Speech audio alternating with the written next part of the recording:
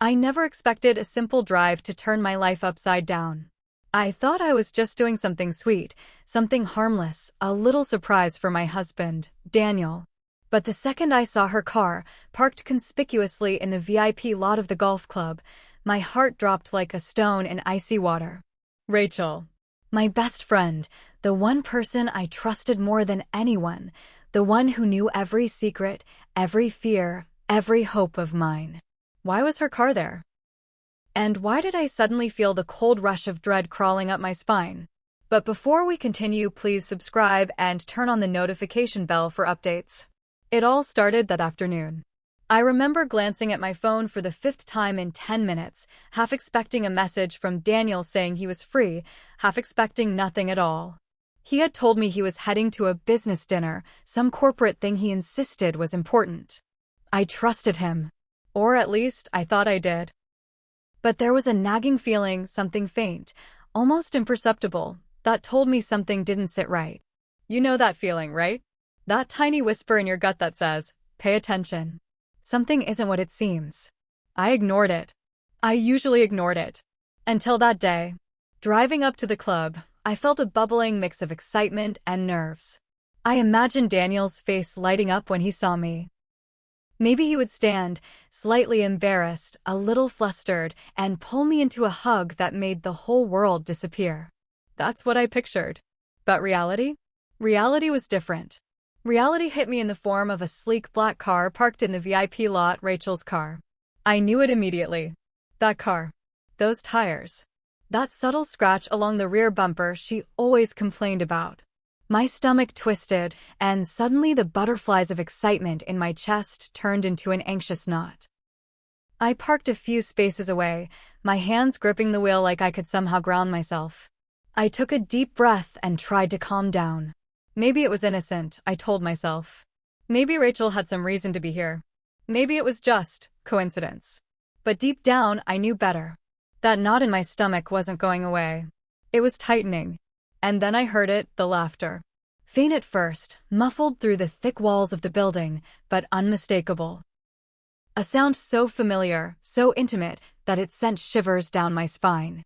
And it wasn't just any laughter, it was the kind that comes from people sharing a secret they know you're not supposed to hear. My pulse quickened.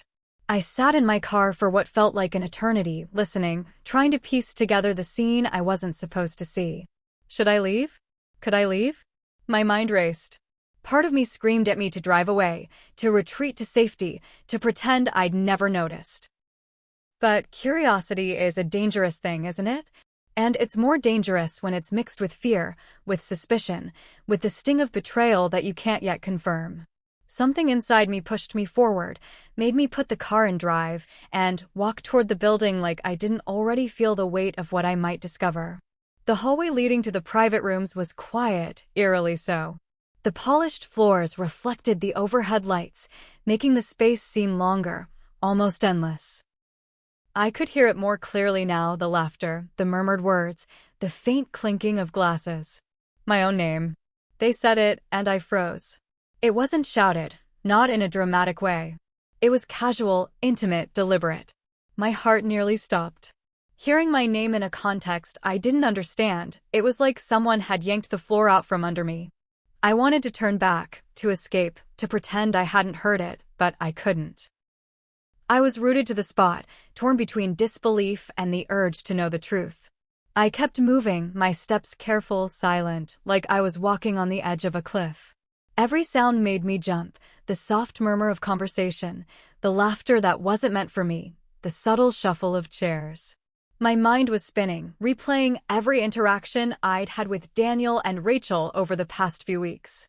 Was there something I had missed? Some sign that I had been blind to the truth? Or was this just my imagination running wild, my trust in the people I loved making me paranoid? My hands trembled as I reached for my phone, the idea forming in my head. I had to record. I had to know. If nothing else, I needed proof of what was happening, or at least a record of the truth, however twisted it might be. I hit record, my thumb hovering over the screen as I edged closer. The sound was clearer now, richer, more intoxicatingly horrifying. And then it happened. I heard the words that made my blood run cold. Not the entire sentence, just a fragment, but enough to make my mind reel. Enough to make me question everything I had ever believed about my life, my husband, my best friend. And I knew in that moment that there was no turning back. Whatever lay behind that door, whatever secret was waiting inside, it would change everything. And I was about to find out. I pressed on, each step heavier than the last, until I was right outside the door. The laughter stopped. A pause. Silence. And then the faintest whisper. My name again, closer this time. I could feel the heat in my face, the rush of adrenaline through my veins. My heart pounded in my ears, and I realized that in the next few seconds, everything I thought I knew about trust, love, and friendship might be torn apart. But what came next would change everything, and no one saw it coming. I froze in the hallway, my hand still hovering over my phone, the small red recording dot glowing like a warning light. Every instinct screamed at me to turn and run, to leave, to pretend I hadn't seen or heard anything. But something deeper, something I couldn't name, made me step closer. My ears strained to catch every word, every inflection, every sound that might explain why my best friend's car was here, why my name had been whispered like a secret I wasn't supposed to know. The hallway felt endless. The polished wooden floors reflected the warm glow of the wall sconces, and every creak of the floor under my shoes sounded like a shout in the silence. I reminded myself to breathe, to slow down, but my chest felt tight and my stomach churned. I thought about all the times I had trusted Rachel. The late-night calls when I couldn't sleep, the tears we had shared over breakups and heartbreaks, the secrets we had sworn never to tell anyone. And suddenly, it felt like all of that trust was being tested in the harshest way imaginable. The laughter came again, louder this time, richer, filled with the kind of intimacy that made my stomach drop. Daniel. Rachel. I didn't need to see them to know they were together in that private room. The sound of Daniel's voice, normally so comforting, now made my chest tighten. And Rachel. Her laughter carried that familiar edge of charm, the one that could make anyone feel at ease, even when something was off. But the way they were speaking, the way they were laughing, it wasn't innocent. It couldn't be. I pressed myself against the wall, careful to stay out of sight. My mind raced, trying to make sense of it all. Could this be something mundane? Maybe Daniel had invited Rachel to a harmless business discussion, something about the company she sometimes advised on. Maybe the laughter was a joke, an inside story I wasn't meant to hear. But the whisper of my name, repeated twice now, shattered that possibility. Whoever they were talking about had to be me. And why mention me if it was just a friendly conversation? I debated my next move. Do I knock? Confront them? Storm in and demand answers? My rational mind argued yes, but my gut, oh my gut, screamed no. You have to wait. You have to see. The suspense, the fear, the betrayal. It was intoxicating in the most horrifying way. I could feel every muscle in my body tensing, ready to bolt, yet incapable of moving. Every second that passed stretched like an eternity. And then a detail caught my attention. The sound of glasses clinking softly, the subtle shuffle of chairs, the faint scrape of a high heel against the floor. Not random. Purposeful. Deliberate. Someone was making sure their movements were noticed or not noticed by me. And that made the hair on the back of my neck stand up. I realized then that I wasn't just an observer. I was part of the story now, whether I liked it or not. I whispered to myself, almost inaudible, I have to know. I have to hear everything. My thumb pressed record, and I edged closer, careful to keep my presence hidden. The closer I got, the clearer the words became. Small phrases, disjointed at first, she'll never understand. Wait until Olivia sees this. Can't tell anyone yet. My heart skipped a beat. What were they talking about? What could possibly be so secret that it involved me, and why was Rachel's voice so teasing, so controlled, so full of mischief? I tried to calm myself, to remind myself that this could all be a misunderstanding. Maybe they were planning a surprise for me. Maybe it was something good.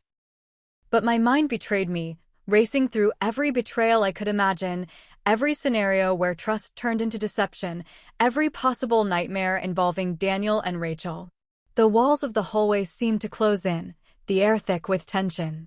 Every laugh, every whispered word was a jolt to my nerves. Then, the sound of footsteps. Someone approaching the hallway, moving closer to the door I was hiding near. My breath caught in my throat. Should I hide further? Should I retreat? My legs felt like lead. The footsteps paused just on the other side of the door. And for a terrifying moment, everything went silent. My recording phone still hummed in my hand, capturing every sound I could no longer hear. I could feel my heart pounding in my ears, each beat a drum of panic and anticipation. And just when I thought I couldn't take the tension any longer, a voice, low and deliberate, said my name again. This time, not in passing, not in laughter, but in that tone that made me realize the conversation was serious, personal, and far beyond anything I had imagined. My stomach twisted. My pulse raced. My hand shook. And in that instant, I knew with terrifying clarity that I was about to witness something I might never be able to unhear, never be able to unsee. I took one final step closer to the door.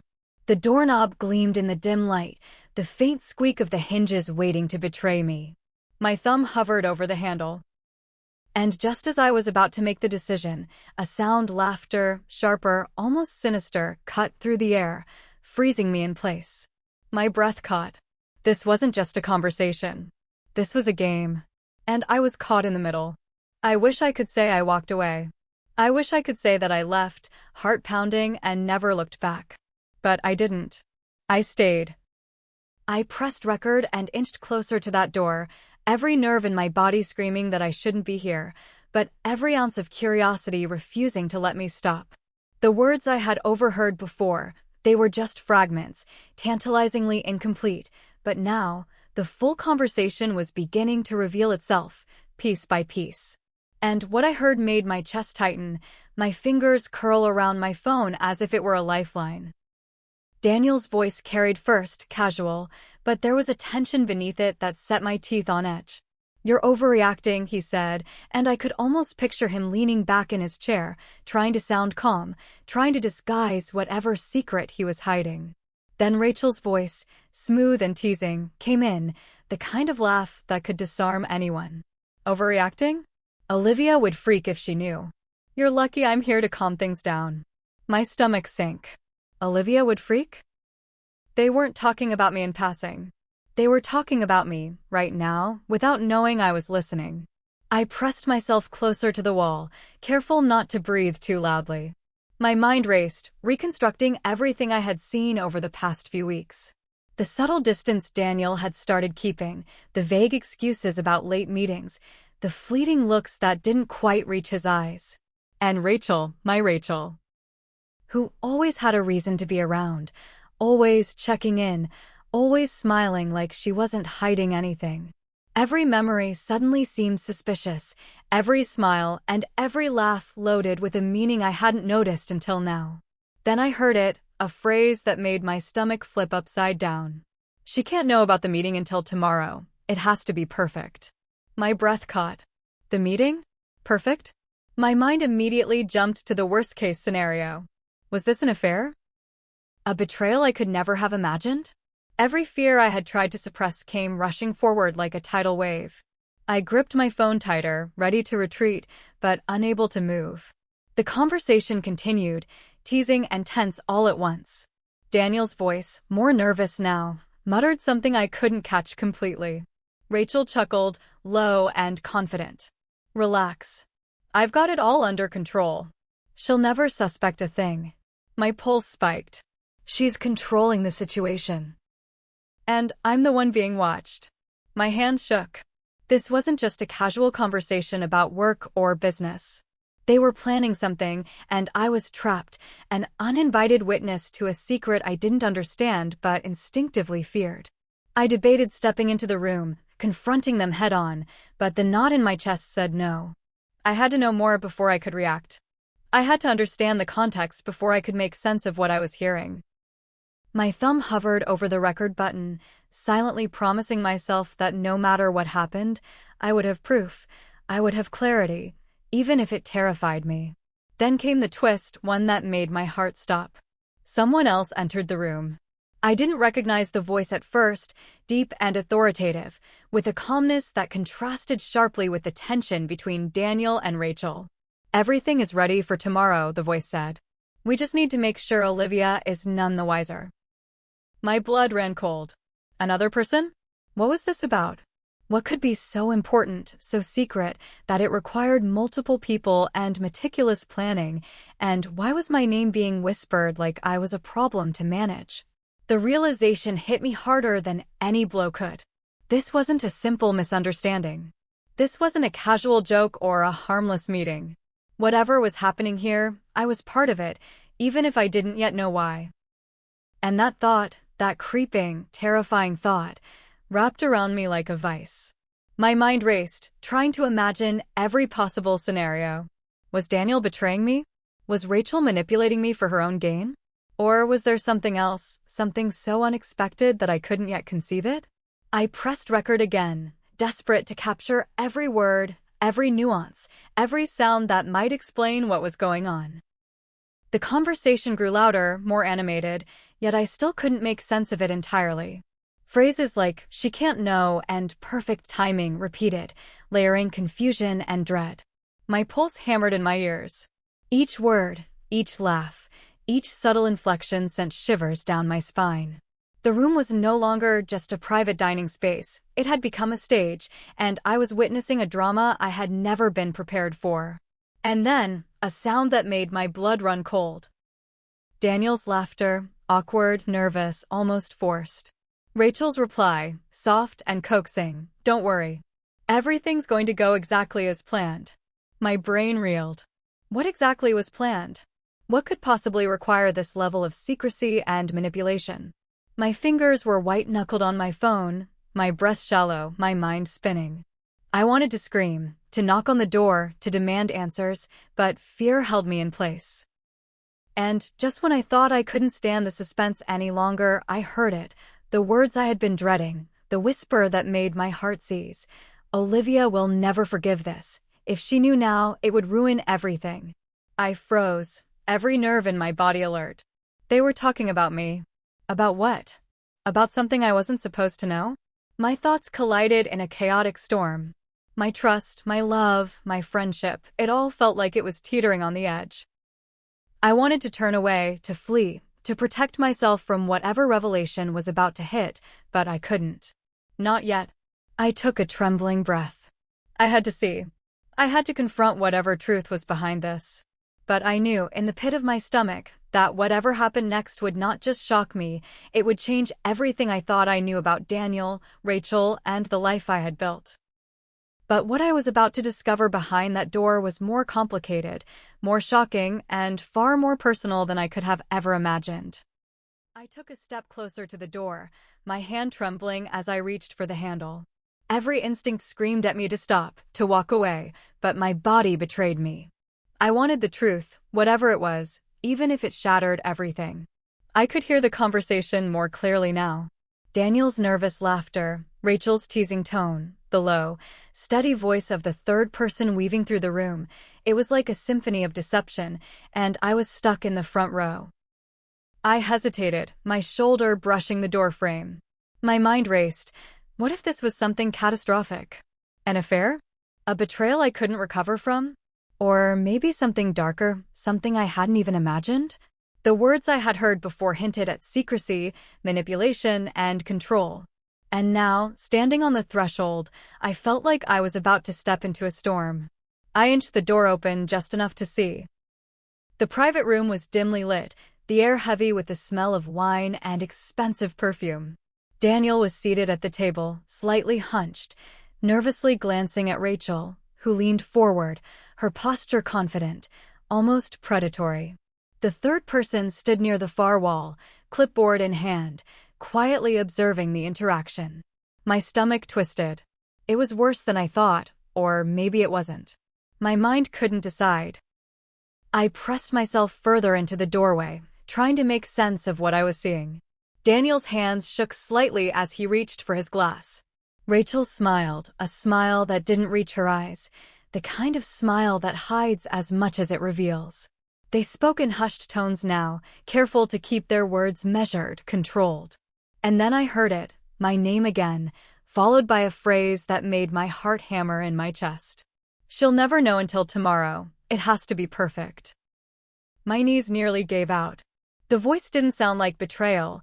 It sounded calculated, deliberate, almost protective. I blinked, trying to reconcile what I was hearing with what I had assumed. The fear, the anxiety, the images I had conjured in my mind, they were colliding with this new layer of information. My brain spun, each scenario more impossible than the last. Was this an affair? Was it manipulation? Or something entirely different, something I couldn't yet comprehend? I pressed record again, my thumb shaking. Every word, every glance, every small movement mattered now. Daniel poured himself another sip of wine, nervously brushing his hair back. Rachel whispered something, leaning close, her hand briefly touching his shoulder. My pulse raced. I wanted to step in, to demand answers, but I couldn't. I had to wait. I had to hear the truth, even if it terrified me. Then, a sound that made my stomach flip, a laugh, not mocking, not teasing, but oddly triumphant. The third person, clipboard still in hand, said something that made my blood run cold.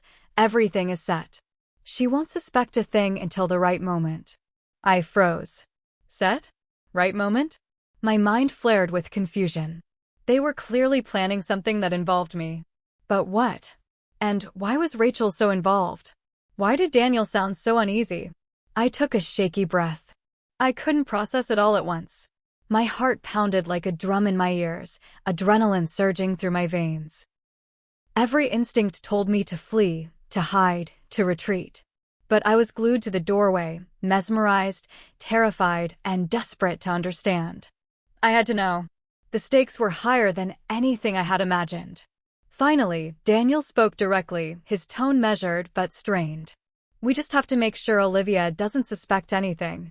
It's a surprise for her, that's all. My mind stopped. A surprise? That's all? Could it be that simple? Could all the fear, the anxiety, the panic that had consumed me just moments ago be a misunderstanding? But if it was a surprise, why the secrecy? Why the tension? Why the repeated whispers of my name in tones that made my stomach turn? Rachel's voice softened, reassuring. Exactly. She'll love it, but it has to unfold perfectly. No hints, no mistakes. I felt my knees weaken. The truth was finally starting to come together.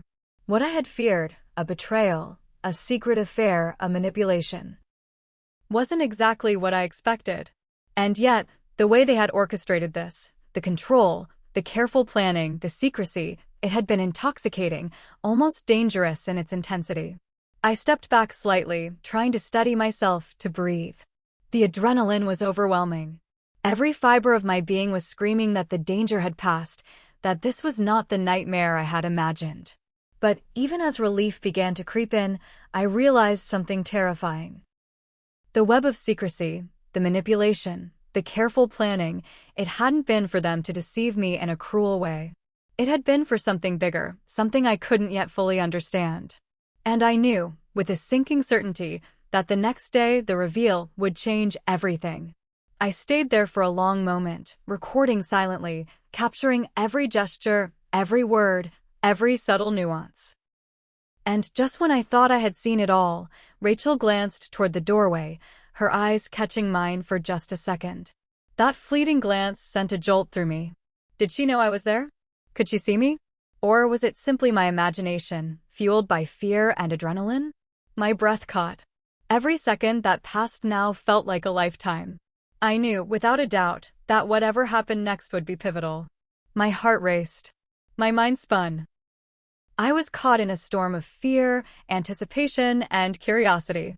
And in that instant, I realized the truth. This confrontation, this escalation, was only the beginning. The full revelation, the emotional payoff, was yet to come. But I couldn't look away, not now, not ever. And in that moment, as I hovered on the edge of discovery, I knew one thing for certain: nothing would ever be the same again. I stepped inside the private room before I fully realized what I was doing. My hand was still trembling from the adrenaline, my phone recording every detail, my heart hammering in my chest. Daniel looked up, surprise and something like guilt flickering across his face. Rachel, on the other hand, didn't flinch. She smiled that controlled, almost teasing smile, the one that always made you question whether you were overreacting or whether you were exactly where she wanted you to be. Olivia, Daniel began, his voice shaky, but it was nothing like the fear I imagined. There was hesitation, yes, but also relief. Relief that I had found out in person. This isn't what it looks like. My brow furrowed. Not what it looks like. My mind replayed every whispered word, every careful glance, every moment of tension I had endured outside this room. How could it not look like the betrayal I had imagined? Rachel chimed in, her tone softening, almost playful. It's a surprise, Liv. That's all. I promise. Nothing you're imagining is happening. I blinked, the record button still glowing red in my hand. My pulse didn't slow, but confusion warred with the lingering fear. A surprise? I asked, my voice shaking, almost disbelieving. All this, all the whispers, the secrecy, for a surprise? Yes, Daniel said, leaning forward, his hands clasped together on the table. I didn't want to ruin it. It's a big project we've been working on, something you've been part of without even realizing it. Rachel's help was just to make sure it all came together perfectly. My mind raced, piecing together what they were saying. A big project? Something I was involved in? I had to admit, it didn't make sense at first. Every instinct I had relied on screamed that something was off. But the pieces slowly started to fit.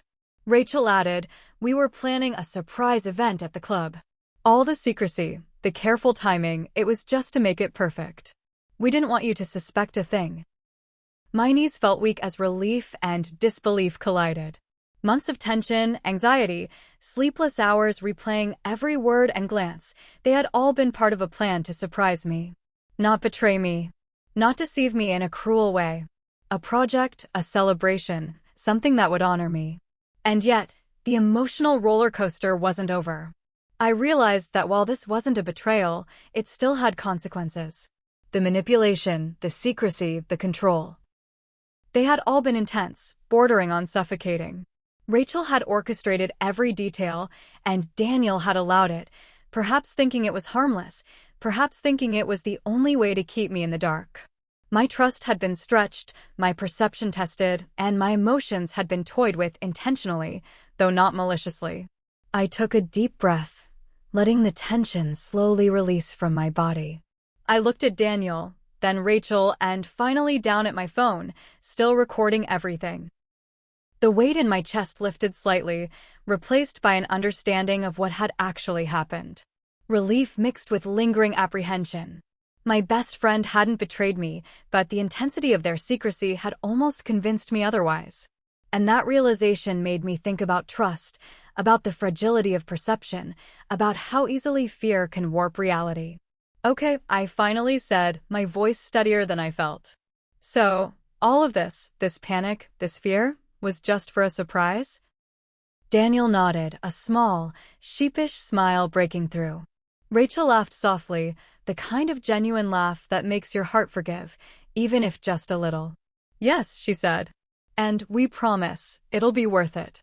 But even as relief washed over me, I couldn't ignore the lessons from that afternoon. Trust, I realized, isn't just about knowing someone won't betray you. It's about understanding that perception can be deceiving, that fear can distort reality, and that even the closest people in your life can create doubt without intending harm. The emotional intensity one had experienced outside that room, the fear, the betrayal I imagined, the panic, was a testament to how vulnerable I truly was. And acknowledging that vulnerability was as important as celebrating the surprise. I smiled, finally letting a laugh escape, a mix of relief and lingering adrenaline. I knew that when I looked back on this day, I wouldn't remember the fear as much as I would remember the lesson, that assumptions can nearly destroy your peace if left unchecked, and that communication, even in secrets intended for joy, matters. Before I left the room, I pressed stop on my recording. Every moment was captured, not because I doubted them, but because I needed a reminder of how easily fear could bend my perception. I glanced at Daniel and Rachel, both waiting nervously for my reaction. "All right," I said, taking a deep breath, "show me this surprise."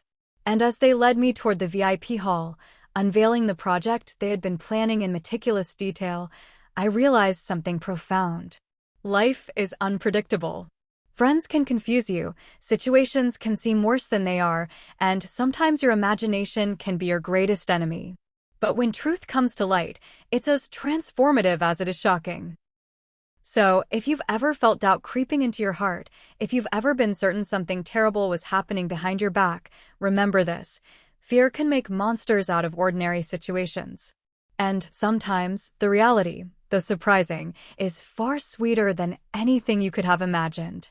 I looked at Rachel, then Daniel, then the carefully arranged scene in front of me, and laughed. Not the laugh of relief alone, but the laugh of someone who had just survived an emotional roller coaster, and who understood that life, trust, and surprises are rarely what they seem at first glance. And in that moment, I knew one thing for certain: nothing would ever feel ordinary again.